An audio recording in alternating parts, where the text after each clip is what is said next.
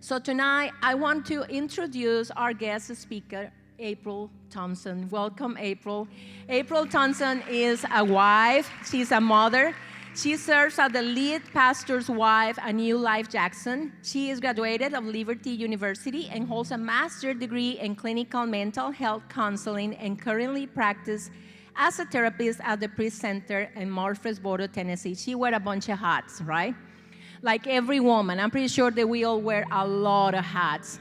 So April cherishes their time with her family and enjoys coffee and reading and is deeply committed to promoting mental and emotional well-being, empowering individuals on their journey to healing. April, welcome to Gateway. We are so happy to have you with us.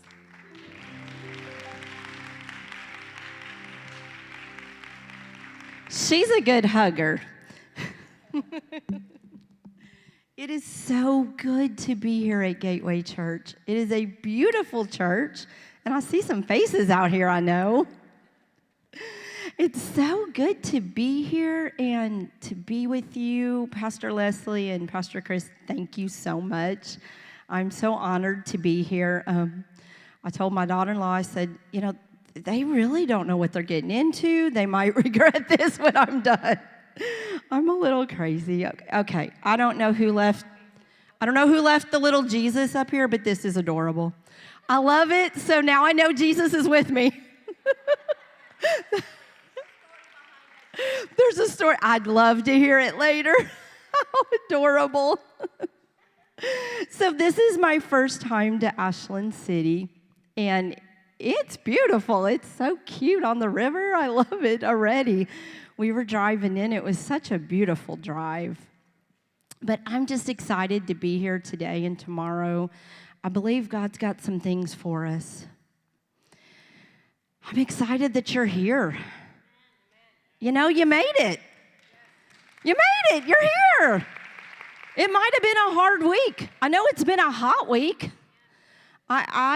It's been a whole hot summer. And I am not a summer person. So fall, winter, bring it on. But I am just not a summer person unless I can spend it next to a pool, like literally the entire summer. If I can't do that, then I don't want it. So, as we're heading into August, we're getting ready to go back to school. Summer's getting ready to kind of wind up, start thinking about fall. There's kind of an excitement in the air. Cooler weather, leaves changing and falling, football. I don't know. Some of y'all might like football. I have 3 boys, so football is rather important in my house. And then Christmas is coming, family time. These are all my favorites. And I love this time of the year. But there's one part of this season that I don't enjoy so much. I don't enjoy it. And it's called Halloween. Could you throw that title slide up there if y'all have that back there? Halloween, it's just not my favorite. Trying to find the right costumes for your kids. You think you have it all out. This year they want to be a hobo. So you get this whole hobo costume ready to go. And then 2 days before Halloween, they said, no, I want to be Buzz Lightyear. And so then you're rushing out to find a Buzz Lightyear costume. And, Amazon used to have 2-day shipping. Now, I don't know, it's more like 4-day shipping. And so it's a holiday that it's just kind of evolved over the years. I think it started one way and then it just keeps changing. It's candy, costumes, masks, parties, scary movies, haunted houses, skeletons, witches. There is a house that we drive by, and every year they put these 10-feet skeletons in their yard. And I am not kidding. It creeps me out when I drive by.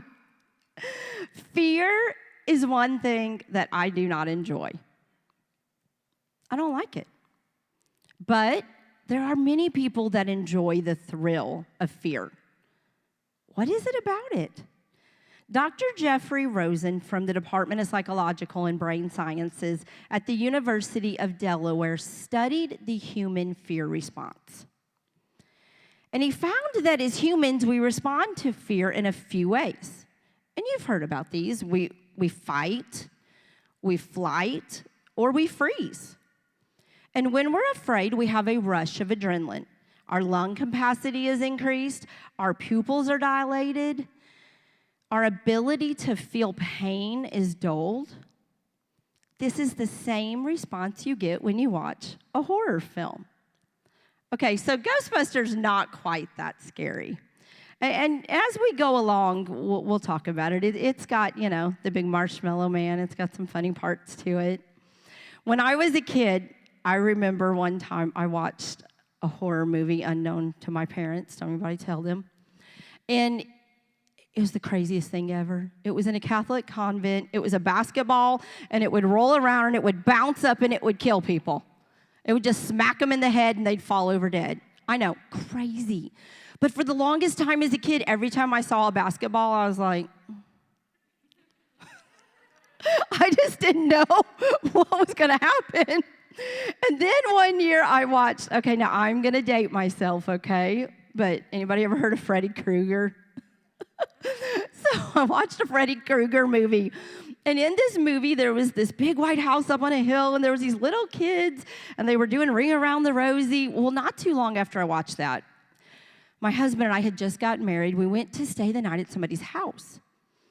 And they take us down to the basement to their guest room. Okay, it's in a basement already, so we're kind of like, we get down there, and on the wall, would you believe, is a picture of a big white house on a hill, and there are little kids doing Ring Around the Rosies. I was like, I can't stay in this room. I won't be sleeping in here.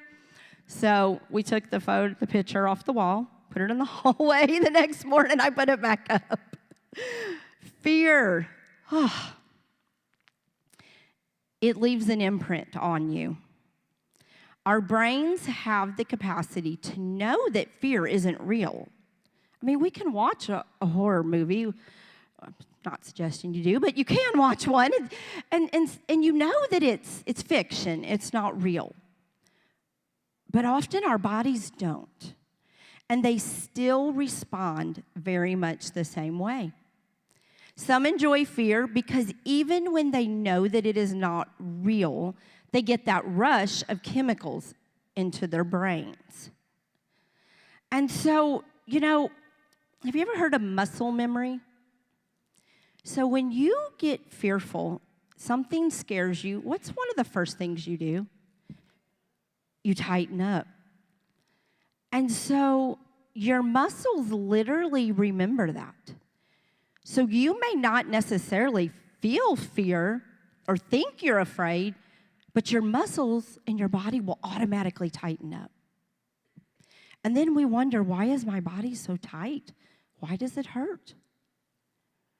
And another aspect that many people like fear is because they may live in situations that are out of their control. They have no way to bring change about. It's completely out of their hands. It's called implied fear. It's not real, but they feel like it gives them an aspect of control. Like they can kind of control the chaos around them. People also like fear because it normalizes it. They don't feel so bad about their struggles with fear and anxiety because everybody's afraid.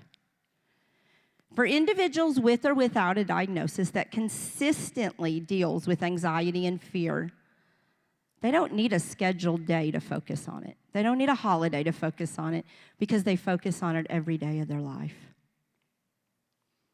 These individuals are already struggling with feelings that cross the line between reflection and rumination.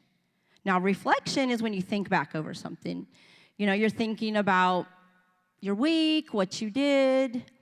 But rumination is when you think about something over and over and over, and you can't stop thinking about it no matter how hard you try.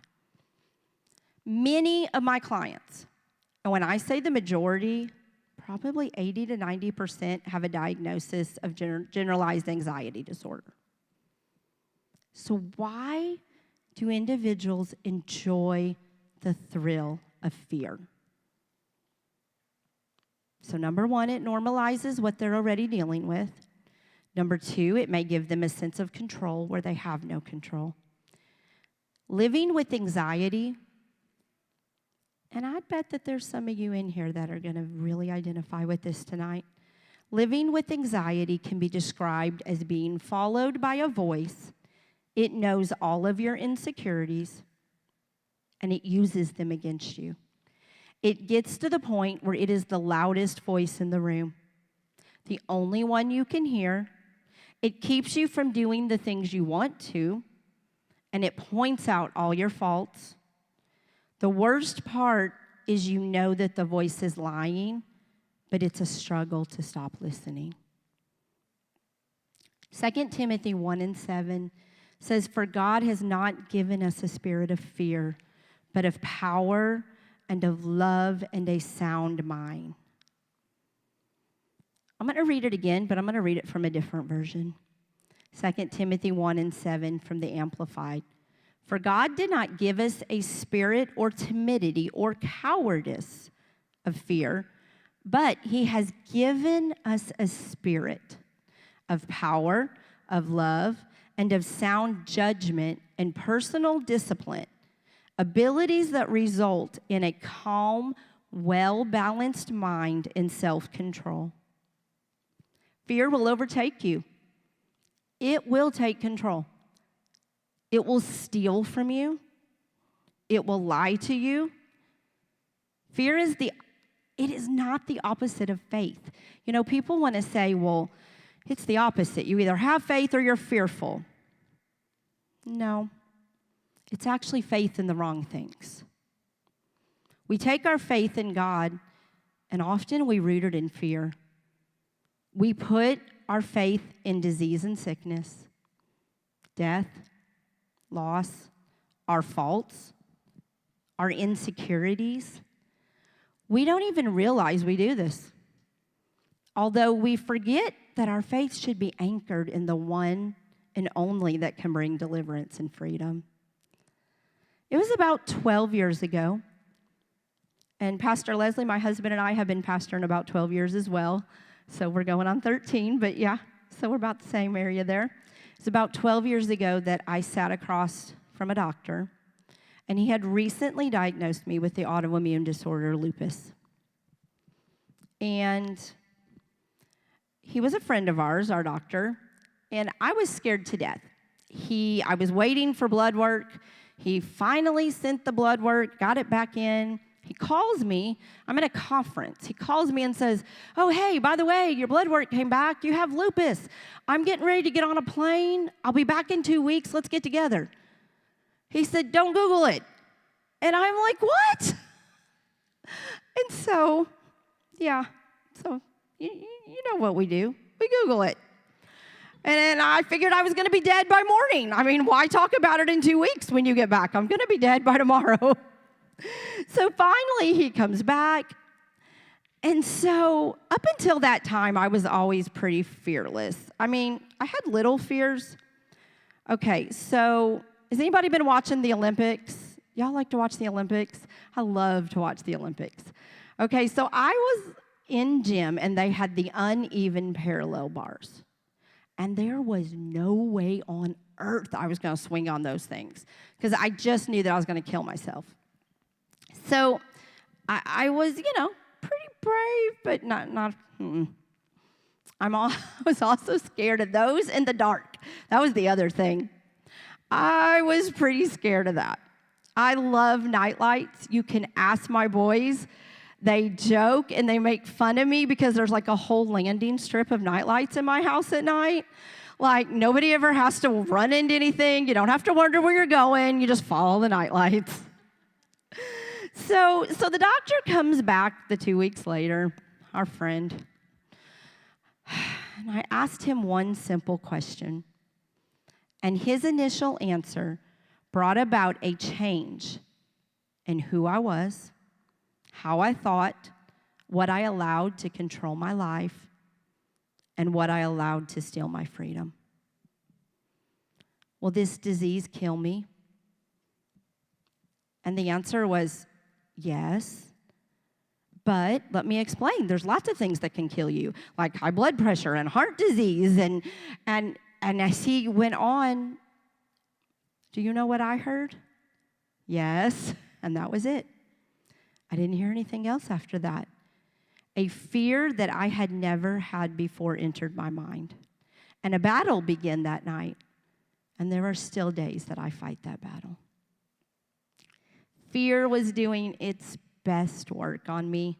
And you know what? It was winning. It really was.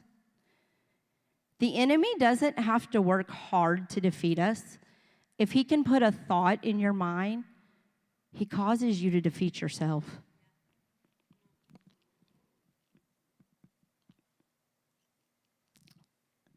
You know, he has no power.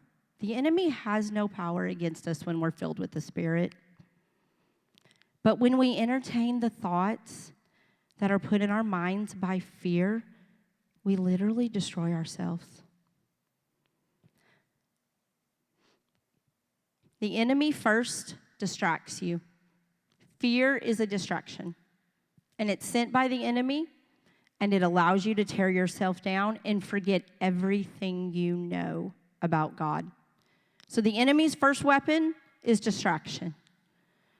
Once you are so distracted, it is all you can think about. I mean, from there, fear grows to absolutely irrational thoughts. And it's not only about you, often it's about the ones you love as well.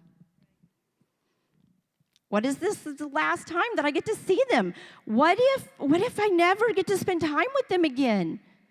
Does anybody have a vivid imagination in here? Because I sure have one.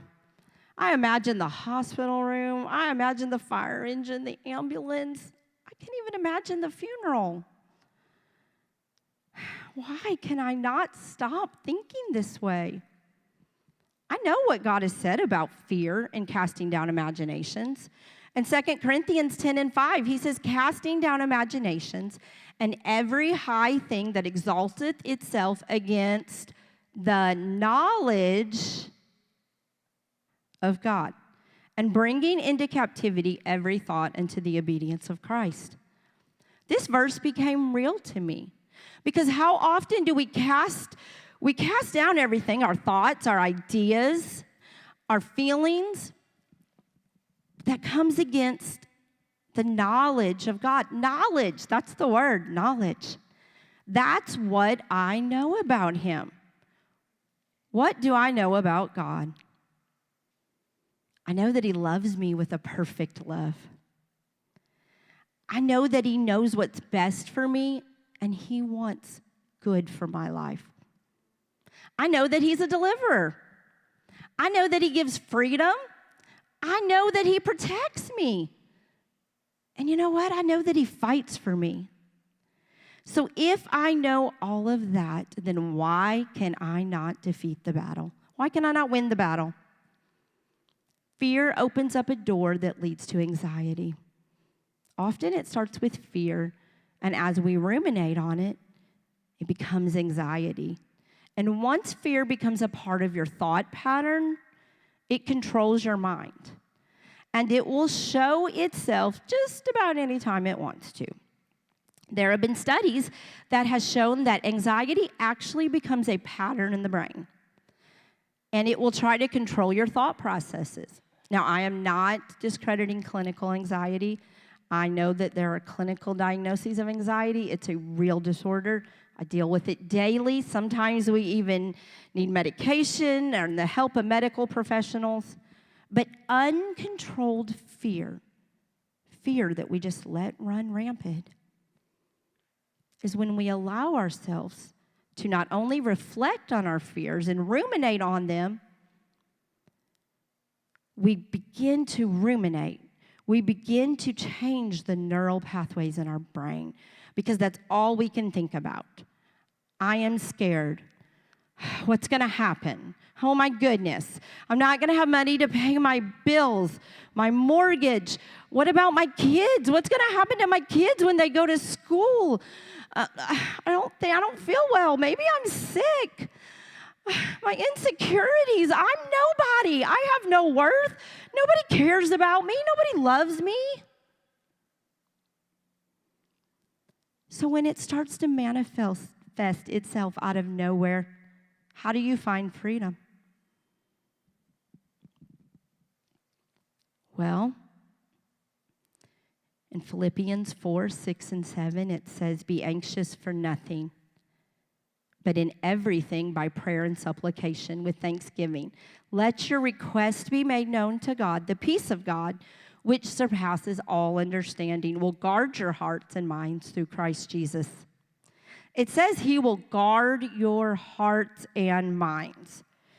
So how do you let him do that when fear is reigning in your life? Now, this is hard to believe. And I've told people this before, and they look at me like I have 4 heads. But to not be afraid really is a choice. To guard something means that you are to protect it. He will protect our heart and our mind if we allow him. So the question is if that we do believe that he can really protect our heart and mind and therefore protect whatever concerns we have. Do we believe that? That same doctor, he's caused me some problems. He's a professional, and he looked at me one day and he said, "When you get exhausted, you get anxious." That hit me square between the eyes. I was actually mad at him. At first, I was like, "What? Seriously?" I kind of stomped off, and then I really started thinking about it, and I thought, wow, there's a lot of truth in that. It was in the book of 1 Kings chapter 17 where we find the prophet Elijah. He's on the run. He's running for his life. Elijah was tired, overwhelmed. He was discouraged. Maybe I've just described some of you. I know I feel that way sometimes. Things were not going the way Elijah had planned them. You ever sit down and think, this is not how life was supposed to be? I didn't ask for this. This is not what I planned. It's all wrong, God. This isn't right. After all the miracles that Elijah had seen God perform. You know, we all have a life story. How many times have you seen God perform miracles in your life? But you know what fear makes us do? It causes us to forget them. We absolutely forget that not only has he performed miracles for us, he can still do it because God doesn't change. So I remember when God healed me from lupus. But why do I forget that sometimes? So it took the threat of a wicked queen to send Elijah running into the wilderness for his life. Now, I used to think that Elijah was scared of Queen Jezebel, and that's why he was running from her. But I was looking through some commentaries and looking through some different thoughts, and you know, there's a thought that actually he was just kind of done. He was overwhelmed, and he was just done with life. And so he was like, I'm done. So he just ran away. He was running. Have you ever just wanted to run away? You kind of just want the planet to stop. You're like, let me off. I just need off. I need a break. Yeah. So he runs into the wilderness, and he saw it covered under a juniper tree. Now we'd probably just lock ourselves in the bathroom with a tub of ice cream. I mean, have you had Cookie Two-Step? It's like the most amazing ice cream right now. It is so good. It's the, what's the brand? Bluebell, and it's blue. And like we go in the store and we look and it's horrible, but we'll like grab all the ones they have and run with them. They're so good. I mean, that's what we would do, lock ourselves in the bathroom with some ice cream. But he had enough. He actually told God to just take his life. He said, just kill me. He said, I'm not any better than anybody before me, and I'm frustrated at the way things are being done around here, and I'm just done with it all. How many times have you said that? I can't take it anymore. Ever had those thoughts? If you have, it's okay. We're all human. I want to remind you today that you can have freedom from fear. It doesn't have to rule your life. It doesn't have to steal from you. It doesn't have to bind you. It doesn't have to lie to you. You can have freedom. So God answered Elijah that day. It is not what we would have imagined him to say. He said, Elijah, you need a nap.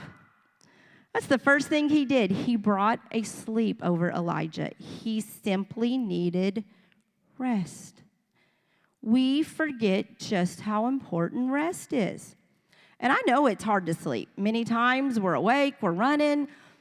Life is so busy. We just have so much to accomplish. God gave us rest for a reason. And we should pay attention to that. Because when you're not rested, you can't think clearly. So how can you even remember the times that God has done miracles in your life if you can't even think straight? Because you're so tired. We need rest. We need to make sleep a priority. It's important, ladies. Many times when we're not rested. We're not rested. Okay. We allow our emotions to control us. Emotions can often take us down a road that we don't want to go. Emotions cause us to forget what he's done for us. They cause us to forget what he can do for us. When we are controlled by our emotions, logic, it disappears. When you're emotional, can you think straight? No. You can't even think straight. When you're tired and emotional, no. So not only do we need physical rest, we need spiritual rest as well. It's just as important.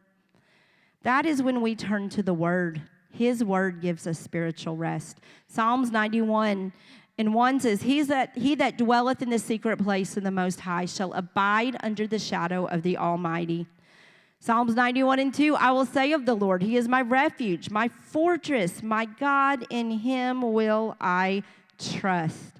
Psalms 91:15, He shall call upon me, I will answer him. I will be with him in trouble, I will deliver him and honor him. So secondly, not only did God bring Elijah rest, he sent ravens for food. There is a reason why the term comfort food exists. You ever just sit down to a great meal, like maybe a big pot of chicken and dumplings or soup, and it just feels so good. And when you get up, you just feel better. You feel like you can conquer the world, like you have a little bit of strength. God had it all in control. He knew what Elijah needed. He needed a rest. He needed a good meal with substance. Third, God reminded Elijah of just who he was and that his story wasn't finished yet. After God showed him that he could take care of them, he spoke into him in a still and quiet voice. He also gave him a glimpse of the future and where his story was going. So once you push fear out of the way, you get some good rest, a great meal. You spend time in his word because that's how we learn who he is. You can then begin to hear his still voice. And it always tells the storm, peace, be still. Do you remember when you were a kid and it was bedtime? As a kid, the first thing you do when you go in your room at night and they turn the lights off was you start seeing shadows clothes that look like monsters, or something hanging off a shelf that looks like a ghost. And then your mind plays tricks on you, and you are just positively sure you heard a ghost move around or even say something to you. And you are scared to look around, so you just have one eye open. And before you even know it, you can't even breathe. And so you're just paralyzed. You can't move, you can't breathe. You know there's a monster under your bed, and you yell, "Mom, Dad!" And they come running. "I need you to check my closet under my bed over in the corner. There's a monster over there. There's ghosts in my room." And as good parents do, we walk around and see there's nothing here, there's nothing there. It's all good. You're fine. We look around and we tell them, "You are safe. You're good." That's how fear works. It makes you afraid. It plays tricks with your mind. So I'm going to tell a story on myself. I'm being transparent here. This is the year that I did not get Mother of the Year award, okay? So my oldest son, Chandler, was, probably about 8. And every night he would come in, we'd put him to bed, he would come in and he'd say, "I hear noises in my room, I hear something." And we would say, "Chandler, there's nothing in your room, you're fine, go to bed." And we did this every night for several months. And so we're just thinking, he's just trying to get up. He just wants to get up, it's because while he's up, can I get a glass of water? Can I do this? He's just prolonging bedtime. Well, this went on, and we would go and look, and finally we were like, "Chandler, just say in Jesus' name, whatever it is, it'll go away. It's fine. You're fine. There's nobody in your room other than your brother. That's it. It's just you and your brother." So this had gone on for months. And finally one night, I was sick of it. I was like, "Chandler." So I stomped down the hallway. I go into his room, and I walk into his room. And he goes, "Do you hear it?" And I said, "What?" He said, "It's speaking Spanish. Do you not hear it?" Well, come to find out, they had a desktop computer, and the speaker in there was picking up a Spanish radio station late at night. I said, "Yeah, I hear it." He said, "Oh, thank God I'm not crazy." Yeah. I was like, oh no. But I'm going to say it again. That's how fear works. It makes you afraid. It plays tricks with your mind. It makes you forget what you know. That knowledge of God and who He is and what He's done for you. How do we get freedom from fear? The Bible says in 1 John 4:18 that perfect love casts out all fear. I'm almost finished. Y'all can go ahead and stand. So my son, my oldest one, Chandler, was going on a missions trip to an Access Challenge nation. Access Challenge nations do not have freedom. They don't have freedom to worship. They have no freedom. They are ruled by hatred and fear.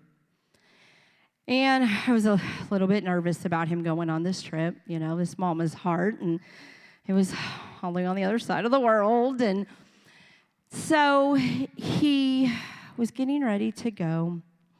And the missionary had meetings with them, Zoom meetings, getting them prepared for the trip. And I heard the missionary, the very first Zoom meeting, he said, "I need you to concentrate on one thing. I need you to know one thing, that all these people need is God's love. Because they don't know what love is. They know what fear is. They know what hatred is, but they do not know love. And that is the only way to bring them Jesus, is to show them God's love.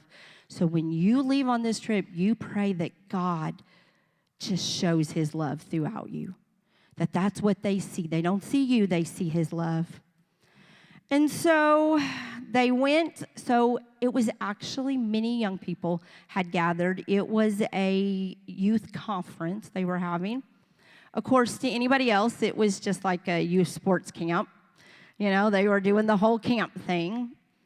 And my son had said that they had come to them the night before, and they said, you're going to need to get ready because the police have found out we're here. We will have to leave quickly. They had a service. What I did not know that I do know now is that the Al-Qaeda training camp, there was one 20 miles this way from where they were, and there was one 20 miles this way from where they were. And they said, here's the deal. This is our chance to take Christ to these kids. They're in these camps. We got one shot at it. So they had a service. They started the service. A 16-year-old boy, he was Muslim, walked down the aisle just weeping. And someone said, what's wrong? He said, I don't know what this is. I've never felt it before. I don't know, but I don't even know. It feels so good. And they said, that's the love of God. That's his love. And he just wept and he wept. And so as they got into the service, police started coming in the back. They had to leave. They had to go. So they packed up. My son said it was scary. They sent them back to their rooms, locked them up in rooms. The kids had to get ready to go home. And then that night, they knocked on his door. They said, be outside at 3 a.m., have your luggage, be quiet, be praying. So he said they're standing in the dark, just waiting. And finally they said, what are we waiting for? They said, a bus is coming. They're going to pick us up. But if the bus doesn't come, leave your luggage. We're heading for the mountains on foot. So he said it was a little scary. And he said there had been armed soldiers at the front of the camp the whole time. He said I could look up, I could see their big old guns. They were there. So a bus shows up. They got on the bus, and they went through the gate. And as they were getting to the gate, the missionary said, pray. They started praying. When they went through that gate, there was not a soldier there to be found. So they left. They went home. But that 16-year-old boy, he was hungry. He wanted to feel God's love again. He didn't even know where to go to find it because everything around him was fear and hatred. And so he found an abandoned building with a basement. And he went down in that basement and he said, God, I don't know what it was. They told me it was you. I want to feel it again. I want to know what it feels like to not be afraid. I want to feel your love. And it wasn't very long, and he was filled with the Spirit. And he left, and he went to the Al-Qaeda camp, and he started getting young people one by one. He would take them down to the basement so they could feel God's love, and they would be filled with the Spirit. And then he'd go back, and he'd get another one. And then he'd go to this one, and he'd get another one. And pretty soon, the Al-Qaeda training camps are getting filled with the Spirit and God's love. That is how we fight fear. We fight it with his love. Perfect love casts out all fear. There's nothing like it. His love is perfect. He loves us no matter what.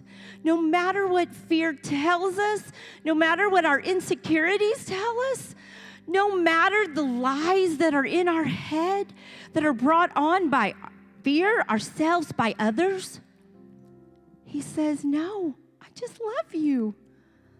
I love you. If you're tired of living a life bound by fear and anxiety, tonight's the night. Tonight's the night to change that. You are in his presence. He is here. He has been here from the very beginning. And actually, when I walked in tonight, he told me He said, there are hearts here that are hungry for my love. We can have his love. We don't have to live afraid. We don't have to live with fear. If you're tired of living life the way you've been living, just step out. Come down here to the front. This is just an area, it's a safe area. We just come here and we talk to God. And we just talk to him and we feel his love. But let's take a minute. Let's think about his love. Kneel, raise your hands, whatever makes you comfortable. Come forward. But freedom is in this place. God, there's so much fear in this world.